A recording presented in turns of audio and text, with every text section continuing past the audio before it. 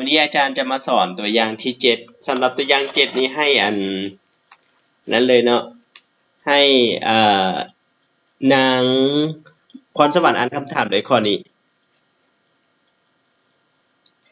อาจารย์เห็นคำถามแม่นว่าด้วยได้นะโดยให้กาลิออมดีกลมมาทำปฏิกิริยากับอาซิดคลอฮีดลิกดังสมผลปฏิกิริยาต่อไปนี้สมผลยังบ่ทันสังสาเมื่อใช้กาลิออมดีกลมมา75 กรัมที่มีความบริสุทธิ์ 98% โดยมวลสารทำปฏิกิริยากับอาซิดคลอฮีดลิก4 โมลจงซอกหากเมื่อปฏิกิริยาสิ้นสุดลงจะมีธาตุใดเหลือและเหลือจากกลางขอธาตุใดเป็นธาตุกำหนดปริมาณคบริมาตรของอายกลอที่ปล่อยออกสู่อากาศในเงื่อนไขมาตรฐาน STP มีค่าเท่าใดโอเคในนี้หลายคนยังสังสารสมผลบ่เป็นเนาะอาจารย์ถ้าเห็นสมผลแบบนี้นะพวกหลานต้องสังสารให้เป็นได้ตัวนี้อาจารย์จะเขียนให้พวกหลานวิธีสังสารปกติพวกหลานเรียนแม่นอาจารย์จะสอนหยังก็สังสารแบบสังเกตโลหะก่อนแม่นบ่กะเสียแม่นนะฮัลโหลแม่นบ่กะเสียแม่นแต่อาจารย์หงคำจะแหกกฎแม่นบ่อาจารย์จะแหกกฎ อาจารย์หงคำจะพาแหกกฎเนาะตัวนี้อาจารย์เขียนออกมาก่อนกาลิกลลัวแล้วก็กลม3กลลัวแล้วก็น้ำแล้วก็อายกลออันนี้ให้พวกหลานเขียนได้เนาะถ้าเห็นโจทย์แบบนี้เห็นนะพวกหลานปกติพวกหลานแม่นสังสารโลหะก่อนแม่นหรือบ่แม่นแม่นนะโดยแต่นี้อาจารย์สังสารออกซิก่อนออกซิฝักซ้ายมีจักตัวทุกคนออกซิฝักซ้ายจักตัว7ตัวฝักขวามีจักตัวฮัลโหลฝักขวามีจักตัว1แสดงเราจะต้องเติม7แม่นบ่ถ้าเติม7อาจารย์เห็นฮีโดฝักขวามีจักตัวปะนี่ฮีโดฝักขวาจักตัว14แต่ฝักซ้ายมี1เติม14เอาเห็น Cl เป็น14ตัวนี้ก็เติม2อันนี้ก็เติม2เวลานี้เอา3คูณ2เป็น6 6บวก2เป็น8เอา8บวกหยังเป็น14ทุกคนนะ6โอเคอันนี้มีอยู่2เฮาเอา2คูณหยังเป็น6ทุกคน3โดยเฮาเติม3แม่นบ่สบายดีน้องเฮาเติม3เฮ็ดได้ตัวนี้เฮาสังสารปกติพวกหลานแม่นสังสารโลหะก่อนเนาะตัวอีกแบบที่2ก็คือพวกหลานจะเห็นตัวนี้กาลิออมแปกมังกานัตแม่นบ่บวกให้อะซิดคลอริกตัวนี้เฮาก็สังสารคือกันเลยพวกหลานสังสารคือกับตัวเมื่อกี้เลยเฮาก็ได้เป็นกาลิกลลัวแล้วก็ได้มังกาน2กลลัวแล้วก็ได้น้ำแล้วก็ได้อายกลอคือเก่าเวลานี้สังสารคือเก่าเลยเนาะพวกหลานต้องให้ได้ในตัวนี้ก็คือเฮาเห็นออกซิเจนฝักซ้ายจักตัวต่อไปไว้จักตัวมี4ฝักขวาจักตัวฝัก1เติม4เฮ็ดให้ฮีโดฝักขวาจักตัวนี่นะลิน8ฝักซ้ายมีจักตัว1เติม8แม่นบ่เวลานี้เห็นกะล้อนี่มีจักตัวฝักซ้ายมีจักตัวกะล้อ Cl 8ฝักขวาเฮาเห็น2บวก1เป็น3บวกหยังเป็น8 5อันนี้มี2เฮ็ดจังได๋มันเท่า5เติม5ส่วน2แต่ในนี้อาจารย์บ่อยากมีเลขส่วนดังนั้นอาจารย์คูณ2เข้าทั้งหมดเลยโอเคบ่คูณ2เข้าทั้งหมดเลยอาจารย์จึงได้เป็น2กาลีแปกมังกานัตถ้าเอา2คูณ8เอาเท่าใด2คูณ8เป็นเท่าใด16เป็นบ่โอเคเป็น16ได้ผลิตภัณฑ์เป็นถ้าเอา1คูณ2เท่าใดปทุมพรเป็น 2กาลีกลลัวทางนี้ก็ได้เป็น2มังก้านกลลัวถ้าเอา2คูณ4เป็นหยัง2คูณ4เป็น8โมเลกุลของน้ำในนี้อาจารย์คูณ2เข้าอาจารย์เอา2คูณ5เป็นเท่าไหร่กะเสีย10หาร2ได้อยู่5ได้5ดิโอเคอันนี้สมผลที่ได้เห็นบ่พวกหลานโอเคบ่ได้บ่แต่ละคนได้บ่ถ้าว่าได้แล้วกดยกโป้เลยกดอีโมจิยกโป้เลยถ้าผู้ใดบ่ได้แล้วเปิดไมค์ถามอาจารย์เลยเนาะผู้ใดยังบ่ได้โอเคถือว่าได้แล้วเนาะถ้าคนใดงงแล้วถามเด้อพวกหลานบ่ต้องอายเนาะพวกหลานบ่ได้ก็คือถามพวกหลานห้ามตัวอาจารย์ มื้อนึงตัวอาจารย์หลานเข้าใจแล้วบัดนั้นมาอาจารย์ถามคืนแล้วบ่ได้เนาะคือตัวนี้อันนี้เป็นตัวอย่างเด้อตัวอย่างถ้าในกรณีที่เฮาสั่งซาแบบเวลาเสียงมันออกลักษณะแบบนี้ก็ให้ได้คือกันเดี๋ยวอาจารย์คูณ2เข้าทั้งหมดเนาะได้ตัวนี้บัดนี้เฮามาเบิ่งก็คือสมผลสั่งซาแล้วในนี้พวกหลานเห็นบ่ว่าตัวนี้เพิ่นว่าถ้าใช้กาลีดีโกมาจำนวน75ที่มีความบริสุทธิ์อยู่98ดังนั้นเฮาซอกหาเปอร์เซ็นต์ของมันเนาะเวลานี้เฮาต้องซอกหามวลสารจริงที่นำมาใช้อยู่ใน 98% เฮาฮู้ว่าเฮาแก้เปรียบเทียบก็ได้ถ้าพวกหลานบ่ใช้สูตรเนาะฮู้ว่า75กะลามมีทั้งหมดจักเปอร์เซ็นต์ทุกคนมีเท่าจักเปอร์เซ็นต์มี 100% แม่นบ่มี 100% ถ้าอาจารย์ 98% เด้มีเท่าใดก็คือเอา98คูณให้75แม่นบ่พรสวรรค์75คูณ98หาร100แสดงว่าเปอร์เซ็นต์มันลดลงหรือเพิ่มขึ้นทุกคนลดลงหรือเพิ่มขึ้นลดลงถ้าลดลงส่งผลให้มวลสารของมันลดลงเช่นเดียวกันเห็นนะเมื่อได้ตัวนี้แล้วเราก็ไปซอกหาจำนวนโมลเนาะไปซอกหาจำนวนโมลก็คือ m น้อยพวกหลานห้ามเอา75มาคิดไล่นะต้องเอา 73.5 แล้วมาหารมวลสารโมเลกุลเพราะว่ามวลสารโมเลกุลของตัวนี้เท่ากับตัวนี้โอเคบ่ฮัลโหลโอเคบ่ทุกคนได้ยินบ่โดยแล้วก็ได้จำนวนโมลหลังจากนั้นเพิ่นบอกว่าเมื่อปริมาณสิ้นสุดลงจะมีธาตุใดเหลือดังนั้นเราจะไปซอกหาธาตุกำหนดปริมาณในนี้อาจารย์เทียบตัวนี้ก่อนกาลีอาจารย์ใส่ธาตุตัวนี้นะใส่ธาตุตัวนี้เนาะกาลีดีกมนัดจำนวน1โมลแม่นบ่ฮัลโหลอรณภาได้ยินเนาะออนโดยใส่ตัวนี้1โมลจะเกิดปริญญากับพอดีกับอะซิโคลอริกจำนวน14โมลแต่ถ้าอาจารย์ใช้ในปริมาณลดลงหรือเพิ่มขึ้นทุกคนลดลงแม่นบ่จะเฮ็ดให้ปริมาณที่ใช้ก็ลดลงเช่นเดียวกันเราจะใช้ปริญญาพอดีกับกาลีดิโกมัสจำนวน 3.5 แต่เรานำมาอยู่เท่าไหร่อะซิโคลอริกทุกคนนำมาเท่าไหร่อะซิโคลอริกเขานำมาจำนวน1โมลแม่นบ่แม่นหรือบ่แม่น4ดิอาจารย์นำมา4เนาะระหว่าง1โมลบ่ได้เนาะนำมาอยู่จำนวน4โมลโอเคนำมาจำนวน4โมลแต่เฮาใช้เพียงแต่เท่าไหร่เฮาใช้เพียงแต่ 3.5 แสดงว่า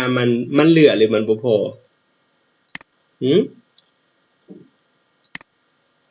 มันเหลือเนาะสบายดีคำพูดโดยแสดงว่าเฮาใช้นี่เนี่ยเฮานำมาอยู่4แต่ใช้ไปอยู่ 3.5 แสดงว่ามันต้องเหลือเด้ถ้าเฮาซอกหาตัวเหลือก็คือเอาตัวนี้มาเห็นบ่เอาตัวนี้มาแล้วมาลบเอา4โมลมาลบให้ 3.5 เฮาจะได้เป็น 0.5 เหลือ 0.5 มันเหลือถามว่าเหลือเท่าใดก็ล่ามไปคูณมวลสารโมเลกุลของมันมวลสารโมเลกุลก็คือเป็นมวลสารของอะซิดกาลอฮิดริกโอเคบ่ อเคบ่นุชจิลาโนดโดยแล้วเฮาก็ได้อยู่จำนวน 18.25 อันนี้เป็นข้อกอไก่เนาะอาจารย์เป็นอย่างต้องเทียบตัวนี้คือตัวนี้เป็นอย่างต้องเทียบอาจารย์เพราะว่าตัวนี้นะ0.28 หมายความว่าเฮานำมาอยู่ 0.25 แต่เฮาใช้เป็น 0.28 แสดงว่าเฮาใช้เกินหรือเฮาใช้บ่พอนำมา 0.25 ใช้ไป 0.28 แสดงว่ามันใช้หมดไปแม่นบ่พรสวรรค์โดยแสดงว่าธาตุกำหนดปริมาณคือหยังคือธาตุกาลีออมดีกลมมัดแม่นบ่เด้กาลีออมดีกลมมัดเพราะว่าจำนวนโมลมันน้อยกว่าเฮาจึงให้ตัวนี้เป็นธาตุกำหนดปริมาณธาตุปริมาณหลายเขาเอิ้นว่าธาตุที่เหลือเนาะแม่นบ่ครับพุทธแม่นเนาะโดยดังนั้นเฮาซอกหาธาตุเหลือเท่าใดก็คือเอามาเท่าใดแล้วใช้ไปเท่าใดมันจะเหลืออยู่ 0.5 แล้วก็คูณให้มวล3โมเลกุลของอะซิดคลอริก 36.5 จะได้อยู่ 18.25 โอเคสำหรับกอไก่ผ่านบ่ถ้าผ่านแล้วกดยกโป้เลยถ้าผู้ใดเข้าใจถ้าผู้ใดบ่เข้าใจแล้วเปิดไมค์ถามอาจารย์โอเคนุจิลาเข้าใจเนาะโอเคแต่ละคนเข้าใจบัดนี้ต่อไปข้อควรเพิ่นให้ซอกหาปริมาตรของก๊าซกรอนที่เกิดขึ้นที่เงื่อนไขมาตรฐาน AGP ก็เสีย GAGP เฮาต้องคำนึงถึงหยัง22.4 โอเคเฮาต้องคำนึงถึง 22.4 เนาะเวลานี้ก็แก้เลยเฮาฮู้ว่าธาตุกาลีออมดีกลมมัดเป็นธาตุกำหนดปริมาณแม่นบ่นี่นารินโด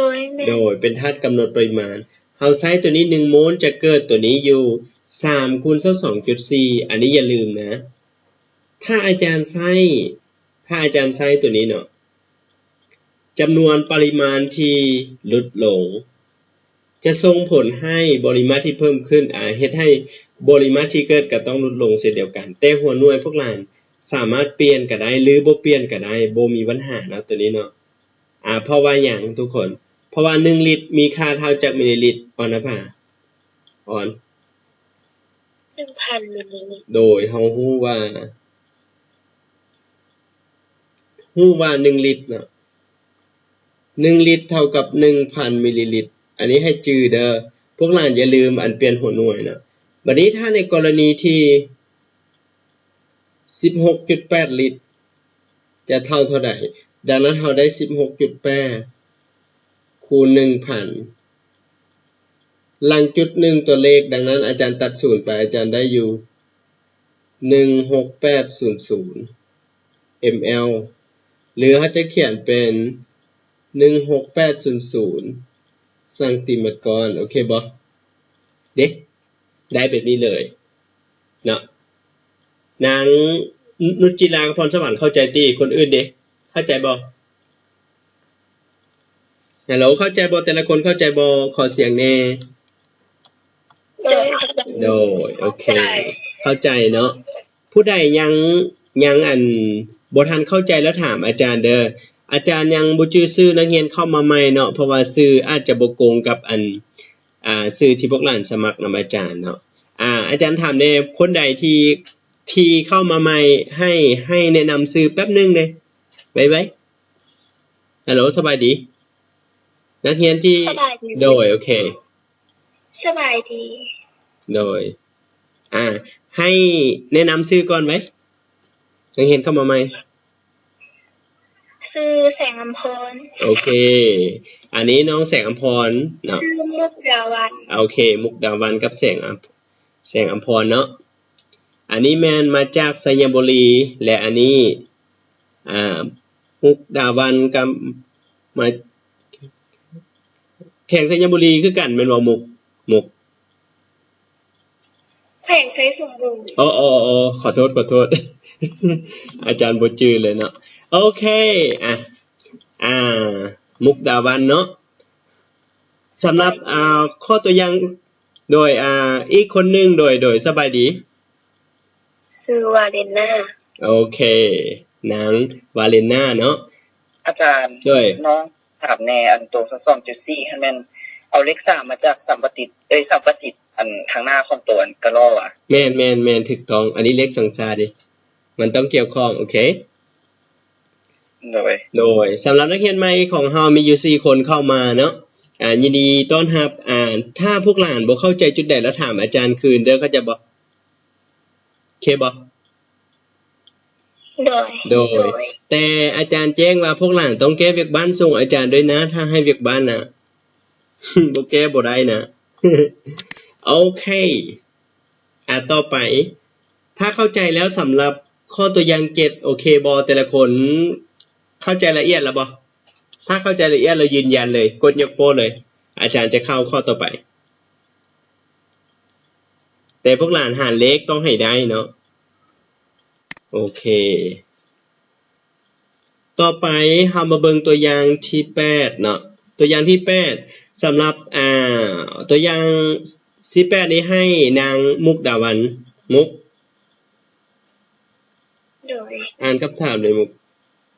ถ้าตัวอย่างชนิดหนึ่งมีเครื่องหมายระบุว่าประกอบด้วยนาติออมและกาลิออมในรูปแบบของอุซิตในอัตราส่วนจำนวนโมล1/1เมื่อนำธาตุ2อย่างนี้2กรัมมาปฏิกิริยากับอาซิดนิตริกเฮ็ดให้ระเหยแห้งจะได้ธาตุผสมนีตัสหนัก 3.72 กรัม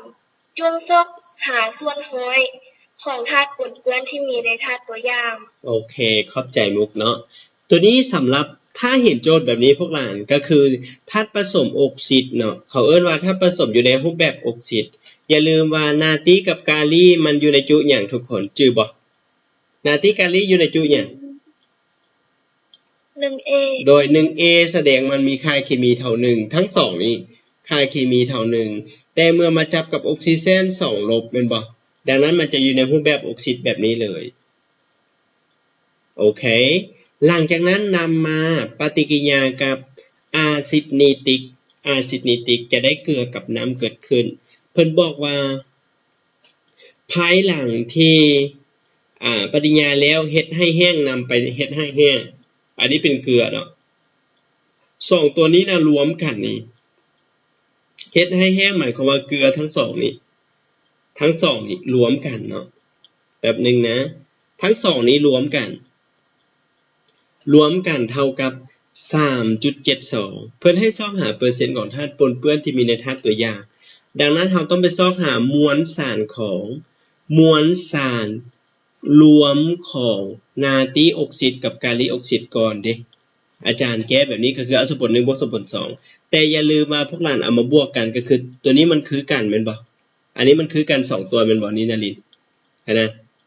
เวลาบวกกันก็กลายเป็น4เห็นบ่ตัวนี้ก็เขียนไว้คือเก่าเบื้องขวาก็รวมกันเนาะแต่ถ้าธาตุบ่คือกันนี่เขียนแยกเฮาฮู้ว่ามวลสารทั้ง2เกลือภายหลังที่นั้นแล้วมันได้เท่านี้เนาะ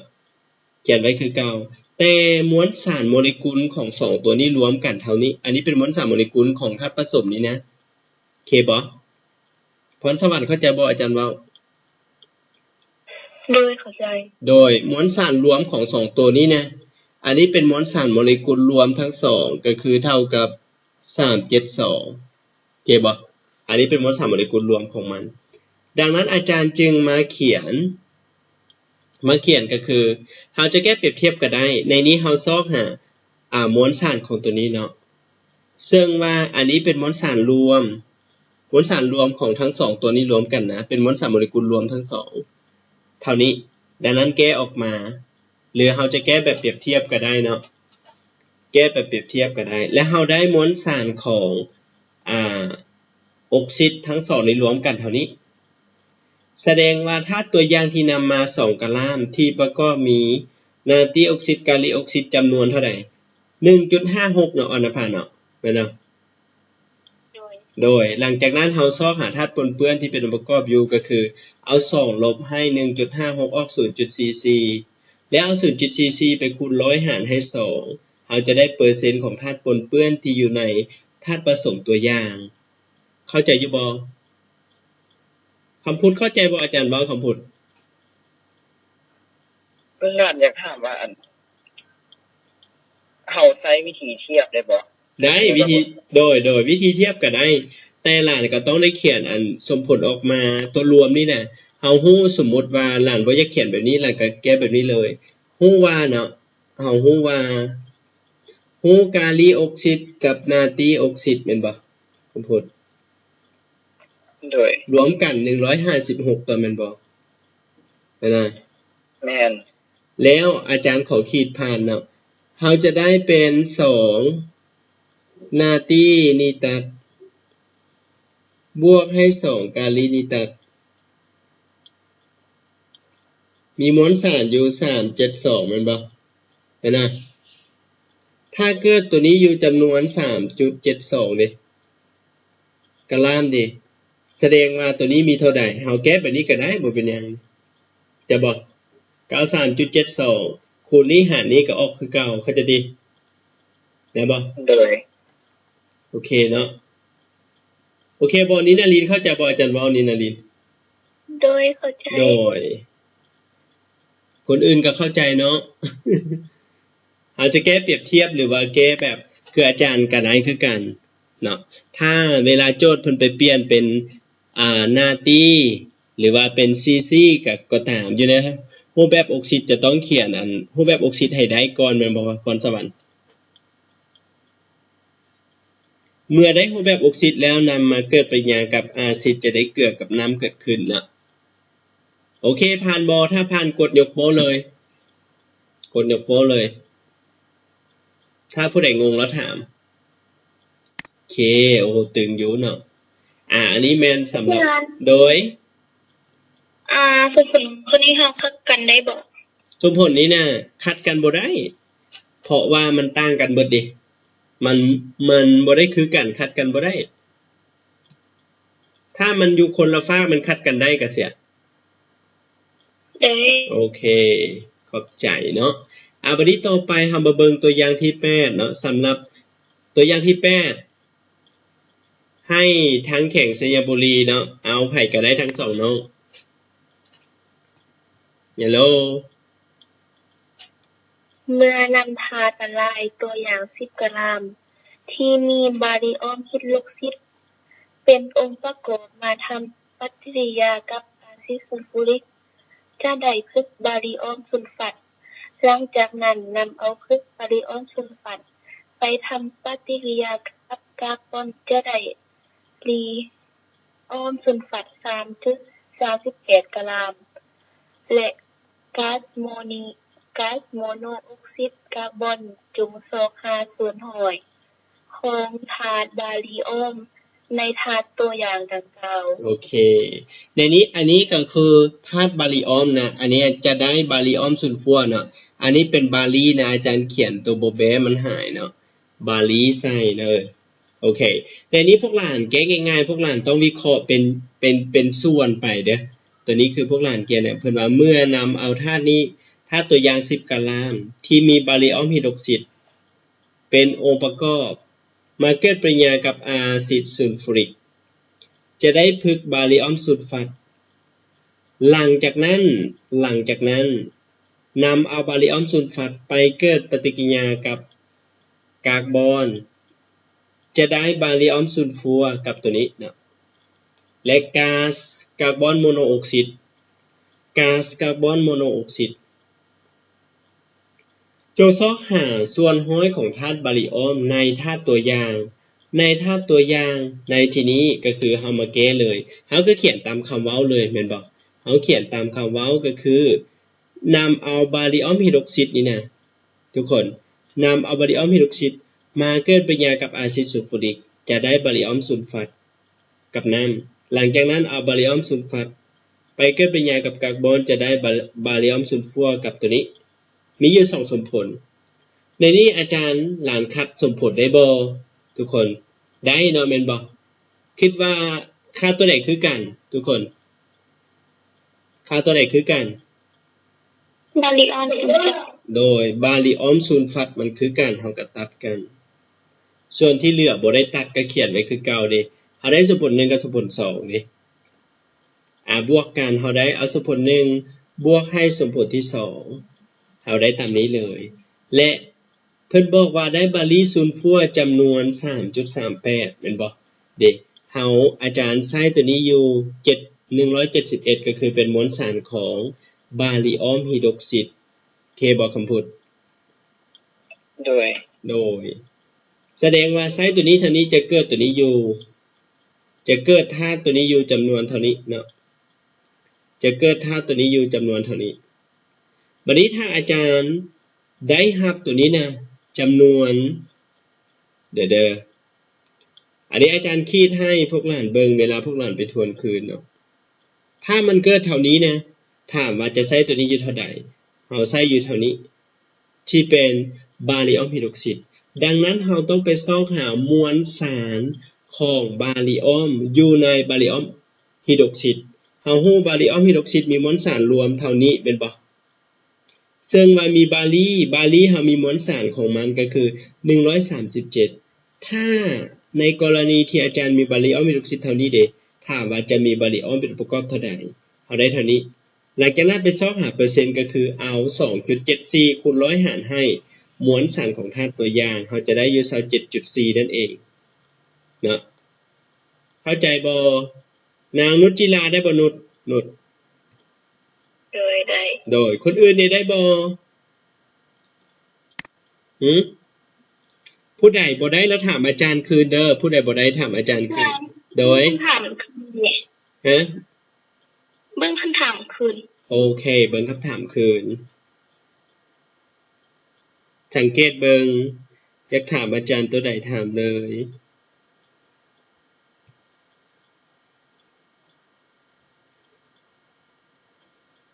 โอเคบ่เป็นจังได๋ได้เนาะโอเคคนอื่นเด้มีหยังถามอาจารย์บ่มีบ่อาจารย์โดยเบิ่งตัวแกตามนี้เลยก็คือหลานจะต้องเอาสมผล1กับ2ให้เขียนสมผลให้เป็นเนาะผู้ใดยังเขียนสมผลบ่ได้เนาะ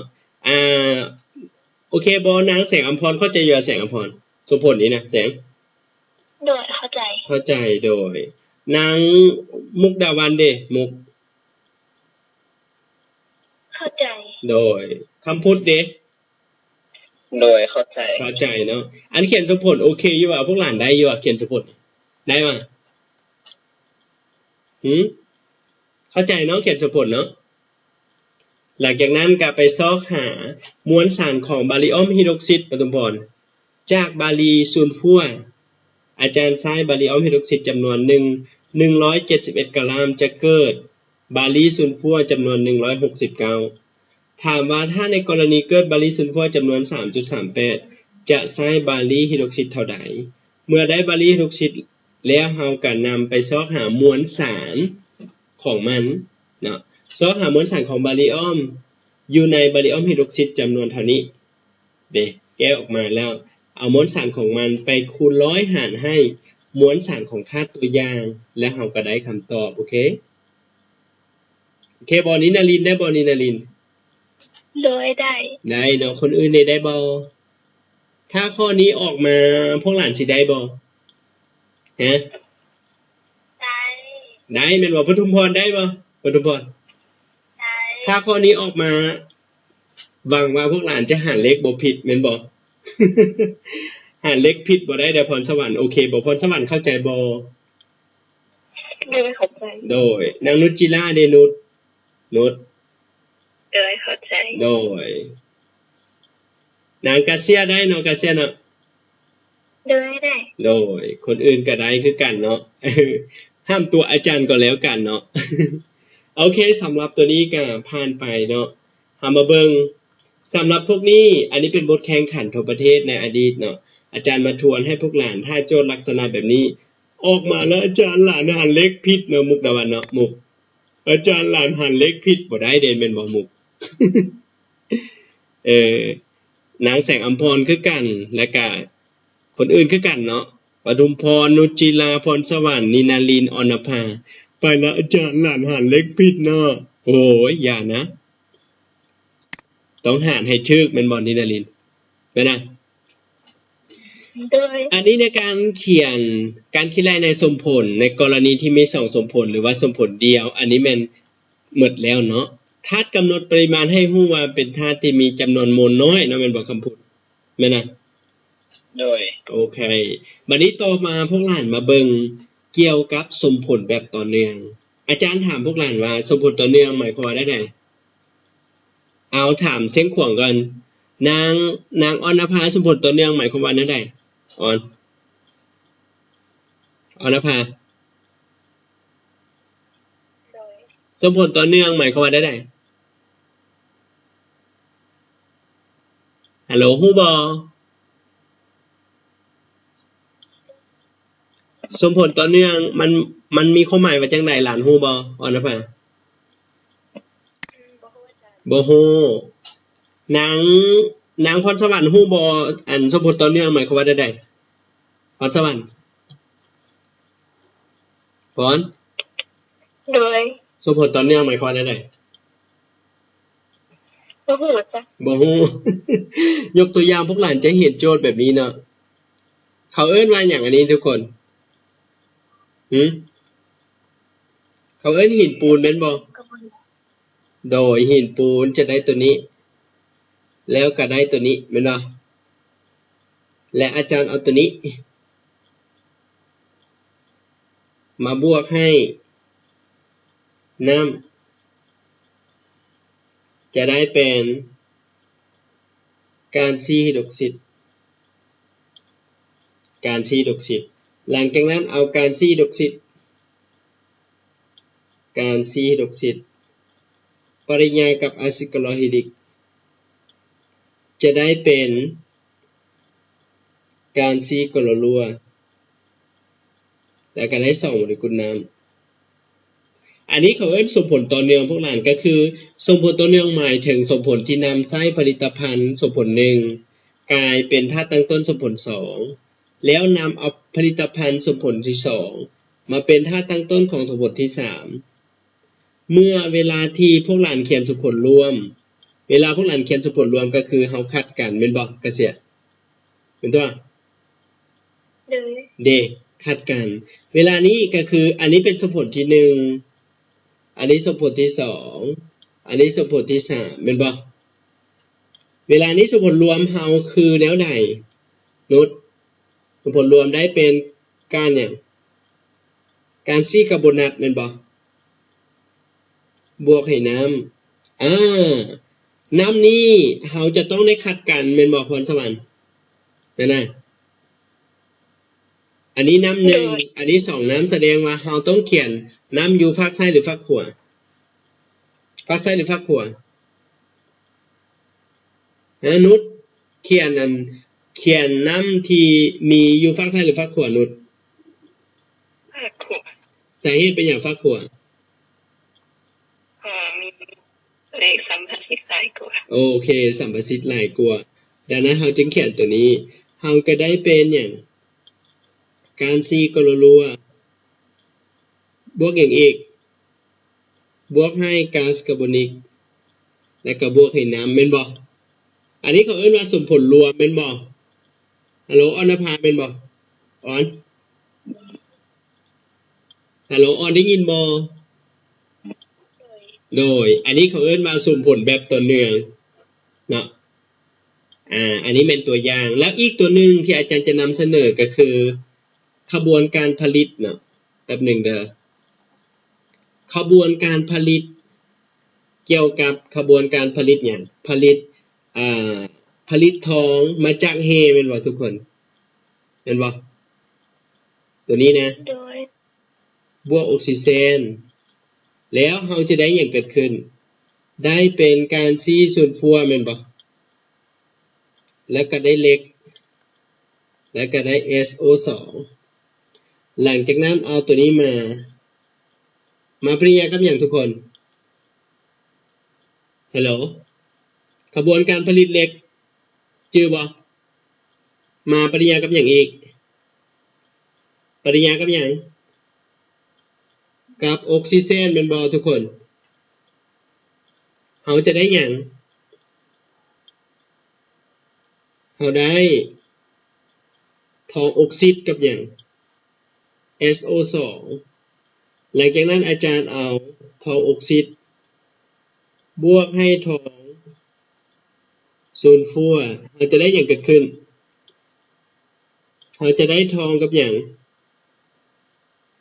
SO2 แม่นบ่ฮัลโหลแม่นบ่ทุกคนแม่นบ่เงียบบัดนี้ฮัลโหลแม่นหรือบ่แม่นคำพูดงงแม่นบ่แต่ละคนงงแม่นบ่โดยบ่งงอาจารย์เขียนสมผลต่อเนื่องซื่อๆลักษณะแบบนี้เนาะเฮาก็สั่งซากันแล้วก็คิดไล่ออกมาบัดนั้นอาจารย์จะเอาตัวอย่างให้แล้วเนาะแต่นี่เขียนให้เบิ่งซื่อๆเฮามาเบิ่งนำกันคือสมผลต่อเนื่องคือพวกหลานมาเบิ่งนี่ข้อที่2อันนี้แม่นให้นางแสงอำพรอ่านขั้นตอนในการคิดไล่ให้หมู่แสงอำพรโดยขั้นตอนที่ใช้คำนวณหาปริมาณธาตุโดยคิดไล่จากสมผลรวมซึ่งมีขั้นตอนดังนี้ 1. เขียนสมผลแสดงปฏิกิริยาที่เกิดขึ้น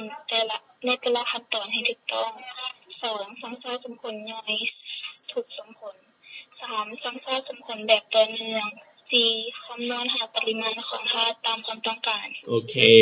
ในนี้พวกหลานมาเห็นโจทย์ตัวนี้นะเห็นโจทย์ตัวนี้เนาะสมอ่านอยู่ในตัวอย่างหนึ่งของการคิดไล่สมผลต่อเนื่องพวกหลานสังเกตเบิ่งว่านี่เพิ่นให้สมผลที่1มาอาจารย์ถามว่าระหว่างสมผล1กับ2สูตรใดคือกันทุกคนตอบอาจารย์ก่อนสูตรใดคือกันระหว่าง1กับ2สูตรตัวใดคือกัน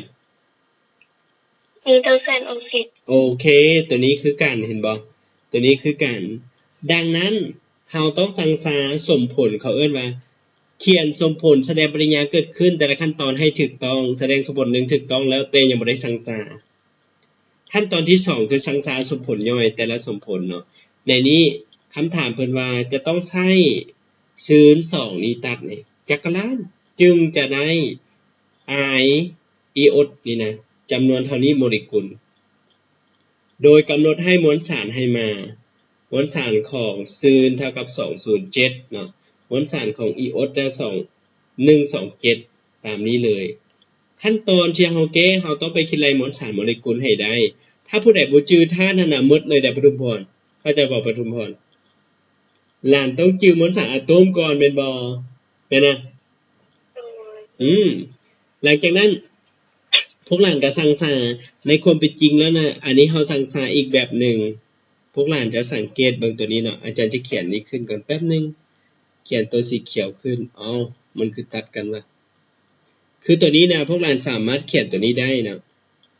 ที่จริงเฮาสังสามันมีเลขห้อยเนาะแต่ว่าอาจารย์บ่อยากมีเลขห้อยก็คือในนี้อาจารย์เขียนแบบ PB 02นี้ตัดนี่นะ02นี้ตัดแล้วได้ผลิตภัณฑ์เป็น PB ออกซิดอันนี้พวกนั้นจือเด้อถ้าเพิ่นให้เขียนสมผลนะเอาได้ NO2 และก็ออกซิเจน NO2 กับออกซิเจนนะแต่ในนี้เฮาเห็นออกซิเจนของเฮาอยู่ฝั่งซ้ายมีจักตัวทุกคนตอบอาจารย์ก่อนมีจักตัวออกซิเจนมีจักตัวฝั่งซ้ายออกซิเจนจักตัวจากตัวนี้เนี่ยออกซิเจนฝั่งซ้ายมีกี่ตัว6ตัวเนาะนีโตรเจนฝั่งซ้ายมีกี่ตัวนีโตรเจนฝั่งซ้ายมีกี่ตัว2ฝั่งขวามี1เติม2แสดงว่าออกซิเจนฝั่งขวามีกี่ตัวบัดนี้มีกี่ตัวมี7ตัวเฮ็ดแล้วใดมันเท่า6เติม1ส่วน2แม่นบ่อาจารย์บอกว่าเวลาสังสาถ้ามี1/2เฮาต้องคูณอย่างเข้านุดคูณ2เข้าทั้งหมดเลย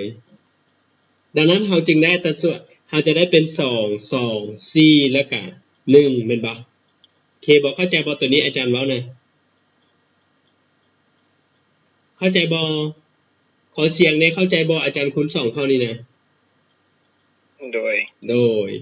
หลังจากนั้นพวกหลานก็ได้สมผลตัวนี้เวลาสังสาปั๊บ เฮาก็ได้เนาะเฮาต้องเฮ็ดให้ตัวนี้มี C ตัวนี้ก็ต้องมี C คือกันสังสาเพื่อจะคัดกันตัวนี้มันคือกันเด้หลังจากนั้นอาจารย์เอาสมผล1บวกให้สมผล2เฮาจะได้สมผลรวมคือตัวนี้เลยหลังจากนั้นเฮาก็มาเทียบในนี้อาจารย์ใช้ตัวนี้นะมวลสารของตัวนี้ก็คืออาจารย์เอา2คูณเข้านะเดี๋ยวใช้ตัวนี้จำนวนเท่านี้จะเกิดตัวนี้อยู่อันนี้เป็นโมเลกุลนะปทุมพรเป็นโมเลกุลถ้ามันเกิดตัวนี้อยู่จำนวนเท่านี้ดิถามว่าจะมีนี้อยู่เท่าใดถามว่าจะใช้ตัวนี้เท่าใดเฮาก็เอาตัวนี้นี่มาคูณตัวนี้เนาะแล้วก็หารเฮาจะได้ไส้มวลสารของตัวนี้นะ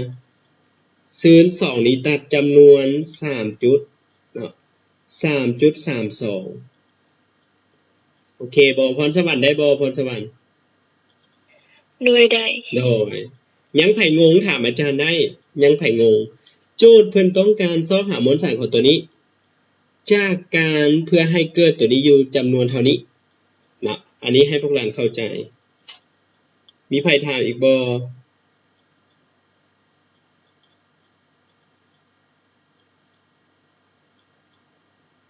มีบ่ถ้าบ่มีแล้วกดยกโป้เลยถ้าบ่มีกดยกโป้เลย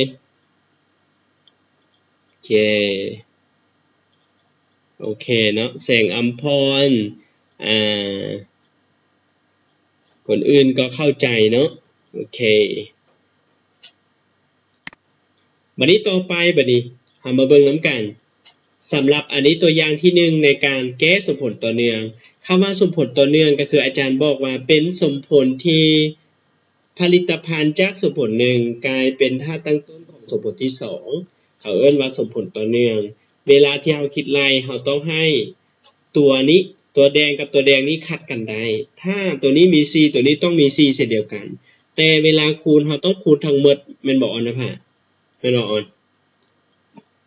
ต้องคูณหมดถ้าคูณตัวไหนตัวนึงแล้วผิดทุกคนเนาะโอเคอันนี้ได้แล้วเนาะบัดนี้ตัวอย่างที่2อันนี้เป็นบทแข่งขันระดับประเทศปีกายนี้เนาะอันนี้มันให้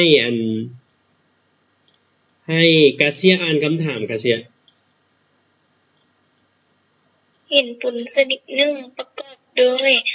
การซีออมกับปุนแร่สิ้นเจือปุนอื่นๆถ้านั้นเอาหินปุนสนิทนี้1กิโลกรัมมาเผาจนการซีออมกับปุนสลายตัวอย่างสมบูรณ์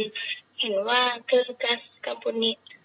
หรือคาร์บอนไดออกไซด์หนักเท่ากับก๊าซคาร์บอนิกที่เกิดจากการเผาไม้ปลูกบ้าน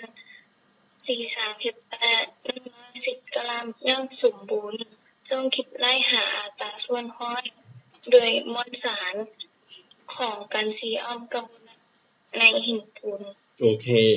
ในนี้พวกหลานต้องเบิ่งว่าเงื่อนไขเวลาพวกหลานคิดไล่ในนี้เขาจะบอกว่าจังไหนเพิ่นบอกว่าเกิดคาร์บอนิกก็คือเผาการซีคาร์บอนัตสลายตัวอย่างสมบูรณ์เกิดก๊าซคาร์บอนิกที่มีมวลสารหนักเท่ากับก๊าซคาร์บอนิกที่ได้จากการเผาหยังเผาธาตุโปรปานแม่นบ่แม่นหรือบ่แม่นทุกคนเผาธาตุโปรปานจำนวนเท่านี้แสดงว่าพวกหลานต้องไปซอกหาหยังก่อนซอกหามวลสารของก๊าซคาร์บอนิกจากโปรปานก่อนแม่นบ่พรสวรรค์แม่นหรือบ่แม่นโดยเพราะว่าก๊าซคาร์บอนิกที่ได้จากการเผาโปรปานจะมีค่าเท่ากับก๊าซคาร์บอนิกที่ได้จากการเผาการซีคาร์บอนัตแม่นหรือบ่แม่นฮัลโหลแม่นบ่แสงอภรแม่นบ่โดยเวลานี้ก็เขียนสมผลเลยแต่พวกหลานอย่าลืมเปลี่ยนหัวหน่วย1กิโลกรัมก็คือ 1,000 กรัมแม่นบ่คำพูดแม่นนะโดยแล้วก็เขียนสมผลเลยสมผลที่1อันนี้เป็นสมผลที่1เด้สมผลที่1แต่เฮาต้องเบิ่งว่าตัวนี้เขาเจ้าเขียนนี่สมผลที่1มาเผาการซีคาร์บอนัตเผาจะได้ตัวนี้เกิดขึ้นแล้วเขาบอกว่าก๊าซตัวนี้นะกับก๊าซตัวนี้จะต้องมีมวลสารเท่ากันแม่นหรือบ่แม่น แม่นบ่ก๊าซตัวนี้กับตัวนี้มีมวลสารเท่ากันดังนั้นพวกหลานต้องไปซอกหามวลสารของก๊าซคาร์บอนิกอยู่ในสมผล2ก่อนโดยคิดไล่มาจากธาตุโปรปานเสียก่อนคิดไล่จากโปรปานนะคิดไล่จากโปรปานพวกหลานคิดไล่จากโปรปานใส่โปรปานจำนวนเท่านี้เผานะจะเกิดก๊าซคาร์บอนิกจำนวนเท่านี้กะลามถ้าอาจารย์ใส่ตัวนี้จำนวนเท่านี้เราจะได้มวลสารของก๊าซคาร์บอนิกเนาะจำนวนเท่ากับ330กรัมแต่ฮู้ว่า330กรัมนี่นะฮู้ว่า330กรัมเป็นมวลสารของหยังมีมวลสารเท่ากับก๊าซคาร์บอนิกอยู่ในสมผล1นำแม่นบ่กะเสียโดยดังนั้นเราจึง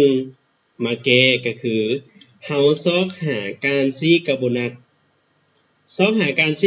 ากไสซอกหาการซีคาร์บอนัตจากก๊าซคาร์บอนิก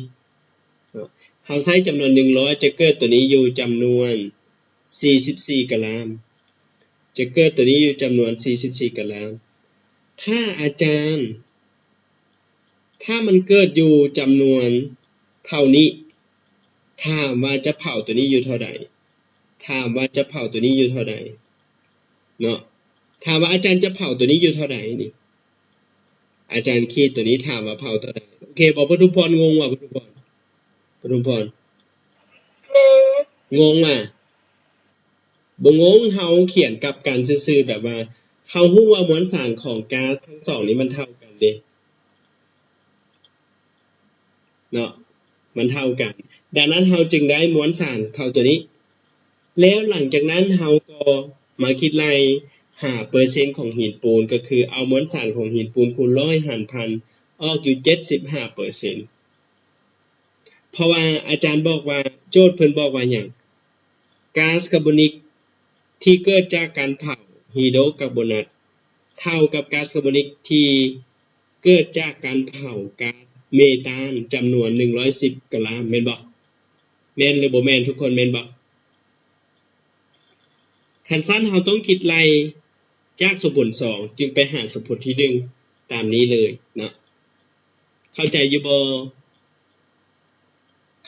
แต่ละคนเข้าใจบ่ถ้าเข้าใจแล้วกดยกโป้เลยโอเคเนาะ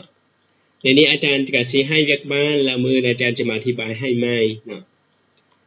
เวียกบ้านอาจารย์จะให้ข้อต่อไปก็คือข้อที่พวกหลานแก้ข้อ1ข้อ2แล้วกับข้อ3แล้ววันนี้อาจารย์จะมาให้เขียนข้อที่4ไปเนาะเรียกบ้านข้อที่4กับสังสาก่อนเด้อข้อที่4กับข้อที่5ให้แก้ละเอียดเดี๋ยวผู้ใดเคยแก้แล้วก็ต้องแก้ละเอียดขึ้นแล้วก็ข้อที่6 3ข้อนะแก้3ข้อ4 5 6แก้ส่งอาจารย์ได้คำพูดเด้อพูดโดยเอา4ข้อซะเอาฮอด7เลยเนาะมื้ออาจารย์มาสอนให้แล้วอาจารย์จะเฉลยไปแต่ละข้อเลยเนาะให้พวกหลังแก้1 2 4 5 6เนาะ4 5 6 7สำหรับวันนี้อาจารย์ก็ที่จบเพียงเท่านี้ก่อนแต่อาจารย์อยากให้พวกหลานแก้ละเอียดเด้อแก้คือแบบสิ่งจริงหั่นนะฝึกการหารเลขบ่ให้ใช้โทรศัพท์เนาะนางมุกแดแล้วก็นางแสงอัมพรคำพุทธหรือคนอื่นๆคือกันแก้อาจารย์พยายามบ่ให้พวกหลานใช้โทรศัพท์ให้พวกหลานแก้ด้วยมือผิดจึกบ่เป็นหยังเนาะเป็นการฝึกนะถ้าพวกหลานฝึกใช้โทรศัพท์ตลอดพวกหลานหารเลขจะบ่ได้เวลามาเซ็งแล้วมันกดดันแน่แม่นบ่อนำพากดดันแล้วหารเลขผิดแล้ววับเลยเนาะนี่นารินเนาะนะโอเคสำหรับวันนี้ขอลาไปก่อนแล้วพบกันใหม่สบายดีทุกคนบ๊ายบายเลยขอบใจ